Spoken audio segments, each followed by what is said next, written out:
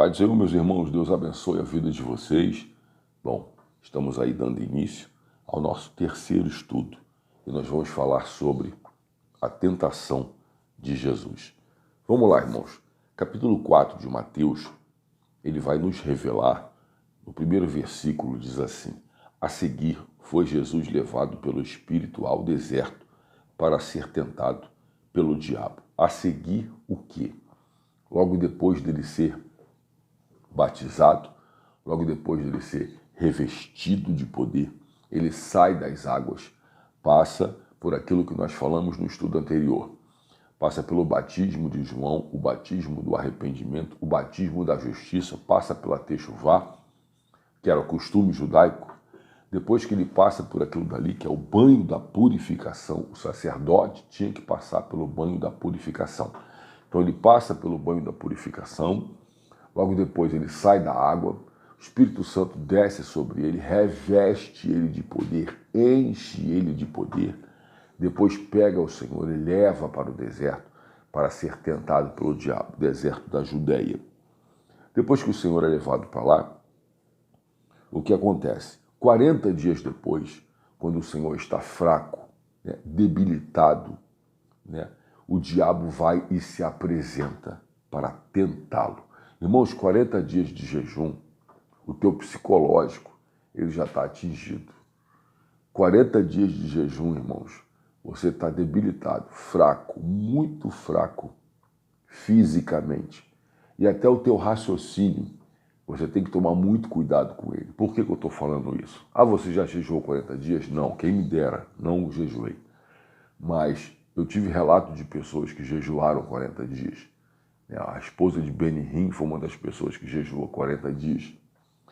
E eu fico imaginando, quando você jejua 3 dias, a minha esposa jejuou 3 dias direto, e sem comer e sem beber. E é o máximo que é recomendado pela medicina, você ficar 3 dias sem comer e sem beber, não passar disso.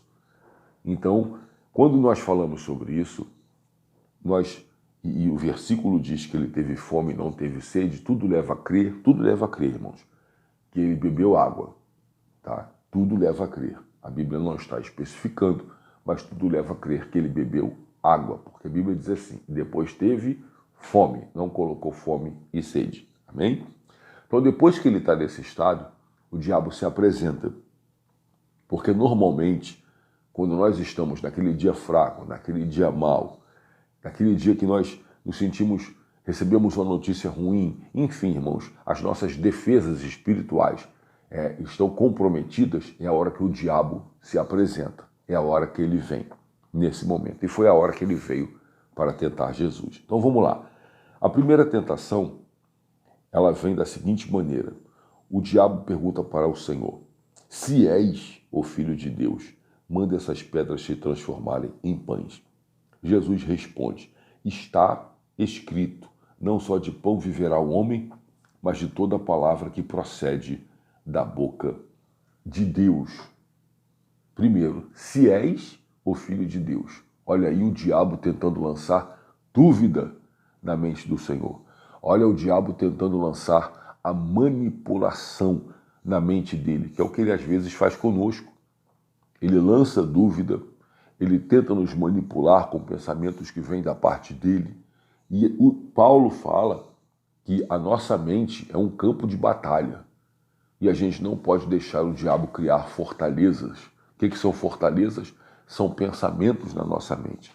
Porque se ele criar um ninho, fortalezas na nossa mente, irmãos, vai dar trabalho para a gente poder remover. Então ele vem. Qual é a primeira tentação? A primeira tentação que ele vem quando manda o Senhor transformar as pedras em pães é a tentação chamada concupiscência, ou seja, desejos da carne. Porque a carne do Senhor, naquele momento, desejava comer.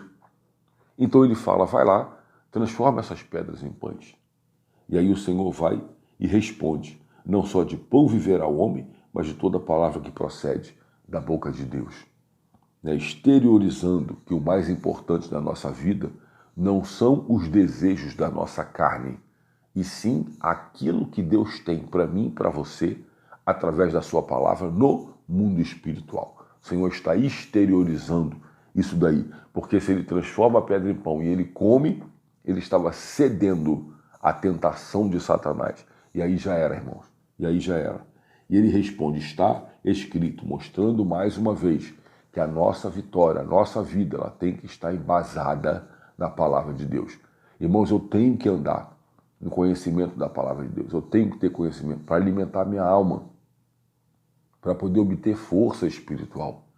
É lendo a palavra, é meditando na palavra, para poder vencer o quê? O tentador, para poder vencer a tentação que vem para nós, quase que diariamente. Então, concupiscência da carne. Amém? Vamos passar agora para outra concupiscência.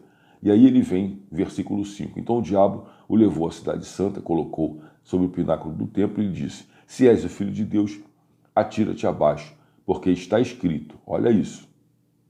Está escrito. Aí ele vem de novo. Se és o filho de Deus, porque está escrito. Olha só, ele lança mais uma vez a dúvida e mais uma vez ele fala, está escrito. Porque o adversário sabe o que está escrito, irmãos. Ele sabe o que está escrito. Ele sabe com quem ele está lidando. Aos seus anjos ordenará a teu respeito que te guardem. Eles te sustentarão nas suas mãos para que não tropeces em alguma pedra. Está escrito no Salmo 91, versículo 11 e 12. E anteriormente, Deuteronômio capítulo 8, versículo 3. Então ele sabe qual é a concupiscência que vem aqui. A concupiscência é a soberba da vida. Ele levaria o Senhor a um pináculo, né? Levaria o Senhor a um lugar alto do templo. Depois eu vou ver se eu consigo botar isso aqui no grupo. Chegando lá, o Senhor se jogaria, se atiraria de lá de cima.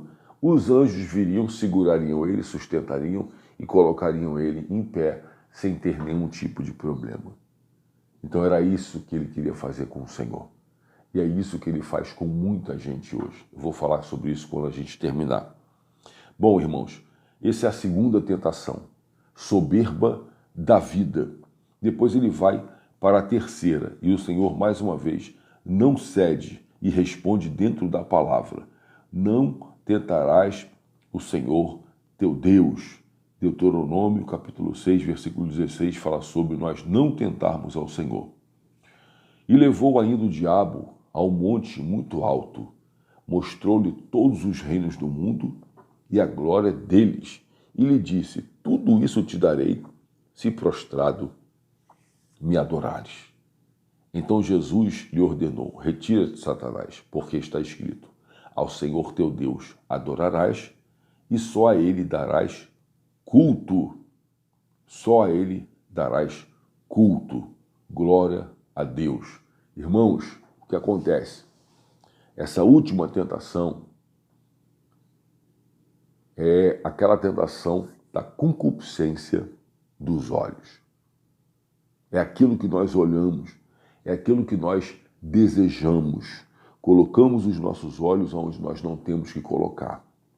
E se você for, irmãos, em Gênesis, no capítulo 3, no versículo 6, você vai ver que a mesma tentação que o diabo usou com Eva é a mesma tentação que ele usa com Jesus. A mesma tentação. Porque lá em Gênesis capítulo 3, versículo 6, diz assim, primeiro, que o fruto era bom para se comer. Se você olha, é bom para se comer, concupiscência da carne, é bom para se comer. Segundo, agradável aos olhos. Olha aí, a concupiscência dos olhos, o desejo dos olhos. E terceiro, desejável para dar entendimento, porque você descobriria o bem e o mal. Né? Você estaria diante do bem e do mal, iria descobrir. Ou seja, soberba da vida. O que é soberba da vida? É orgulho, né? Soberba, presunção, né? Conhecendo o bem e o mal. Tudo isso daí vem para o ser humano, aquele desejo de conhecer, de ter, de dominar, né, de aparecer, enfim, soberba da vida, de ser maior do que o outro, de ser melhor do que o outro, né, e aí nós caímos exatamente na tentação. Então, é isso que o diabo usa até hoje. As armas dele contra a nossa vida é isso, irmãos. são os desejos dos olhos, aquilo que nós olhamos, a concupiscência da carne, os desejos da nossa carne e a soberba da vida. Amém, irmãos? Não tem outro tipo de tentação. A tentação dele é essa, em cima de todos os seres humanos. E é aí que ele está vencendo, e é aí que ele vence. E o Senhor diz, né? Só ao Senhor teu Deus adorarás, e só a ele darás culto. Com isso, deixou o diabo, e eis que vieram os anjos e o serviram. Então os próprios anjos, no final da tentação, vieram, serviram ao Senhor. Foram lá e trataram do Senhor. Foram lá e cuidaram do Senhor. Foram lá e eu creio, irmãos, eu creio que alimentaram o Senhor. Eu creio que os anjos, de uma maneira sobrenatural, foram lá, depois de ter vencido essa batalha da tentação, essa batalha universal, porque o Senhor tinha que passar por isso. Por isso que a Bíblia diz que ele foi tentado. Ele foi tentado sem pecado, sofreu todas as tentações, mas ele não cedeu. E nós vemos aqui que ele não cedeu em tentação nenhuma. Hebreus capítulo 2, versículo 18.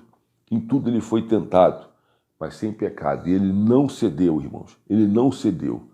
Então, por isso que ele, o Senhor, por não ter cedido, é aquele que conhece as nossas limitações, conhece as nossas fraquezas, sabe aquilo que nós estamos necessitando, conhece aquilo que nós estamos passando, e é o único que tem força, que dá força para nós passarmos e atravessarmos todas as situações. E o mais importante, irmãos, é que ele passa conosco. Ele não nos deixa só.